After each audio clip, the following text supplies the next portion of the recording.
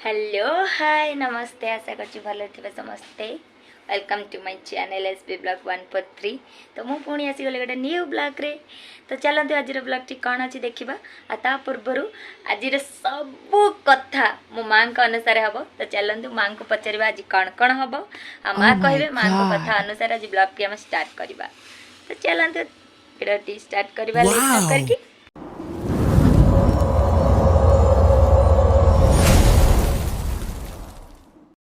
मालो आज तो कथा अनुसार ब्लॉग टी स्टार्ट हबो। तो कह आज तोर इच्छा कौन कौन कौन मु आज सब काम करबी। आज चिकेन करिवु, चिकेन तरकारी करिवु, अंडा करिवु, आउ तो पनीपरिया कटा हे थुआ हे सुखुआ पड़ी के राहित हबो। ए सारा रोसे मु करबी। हां आज तू हे सब करिवु। सरप्राइज फसी गली रे बाबा मु ब्लॉग चेक करे। मु आसी पहुंच जाईची आम किचन रे। एटा हला आम किचन।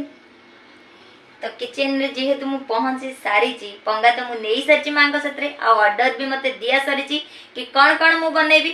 तो डेरी न करी चलते स्टार्ट करबा। आ चिकन पाई मु कौन कौन मसला नेची सेटा देखिबा। एठी मु नेची गोटा टमाटो गोटा आलू अदा रसुण पेस्ट आ काटिक नेची ठी पियाज मसला तो रेडी हो जाइए। चिकेन पाई वेट करी माँ चिकेन पाई जाइए। तो चलते चिकेन आसे होते मुझे आपण मानक आम घर बुले देवी। यहाँ है गोटे रूम, यहाँ भी गोटे रूम, 3टा बेडरूम अच्छी, डाइनिंग हॉल, तो किचन और लैट्रिन बाथरूम। यहाँ है आम घर, यहाँ आम किचन, यहाँ डाइनिंग हॉल, यहाँ जेजे रूम, यहाँ ठाकुर घर। तो से समय भितर माँ भी आसीगले चिकेन धरिकी। तो चलतु आम ए रोषे करवा चिकेन। चिकेन धोई दे परिष्कार करनी ये अंडा आमलेट भी रेडी कर देची। ये आम चिकेन रे पकेबा हल्दी गुंड, लुण काश्मीर रेड चिली, लंका गुंड। तो एबे कड़ई बसई सारी। एबे कड़ई रे तेल पकई डालचीनी काटा पकई देची। पियाज भी पड़गला। पियाज को गोल्डन ब्राउन हवा पर्यंत आम भाजवा। ये देखो गोल्डन ब्राउन हो गला। रसुण अदार पेस्ट देदेबा आ ताको कसिबा। ये लुण हलदी लंका गुंड चिकेन मसला आम पकईदेबा। देखो ये सब पड़गला। एबे मसला को कसिबा। ये देखो टमाटो भी पकईदेबा, कंचा लंका गोटे पकईदेबा आलू पकईदेबा। सबू मिक्स करी मसला को कसिबा। तापर ये देखो चिकेन भी मु पकई देइची।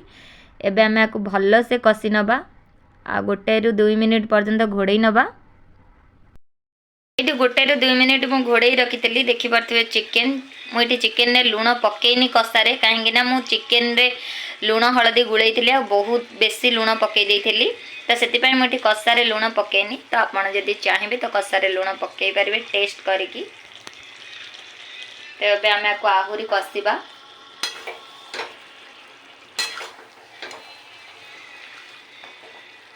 ये पूरा चिकेन कषा रेडी हो जाइए। मुझे कषा काढ़ी आनली टेस्ट करने। आम चिकेन कषा रे पानी दबा झोल बनइबा। ये देखते मु पानी देदेली। एबे आम पानी दे सारा पर आपको फुटवाई छाड़वा। वाह कषाटा पूरा रड रड हो बढ़िया लगुच। तो माँ को पचारिबा केमती होइची तरकारी हो सारे खाइबा।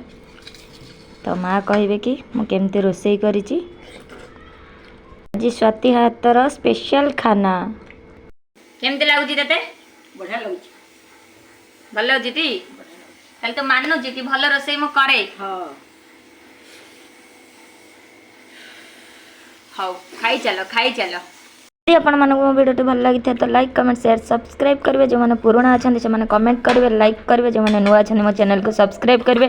पाखे थी बेल आइकन को दबाई देवे कहीं मुझे जहाँ भी वीडियो अपलोड करें नोटिफिकेशन आपण मानक पाखे फर्स्ट पहुँची जीवो।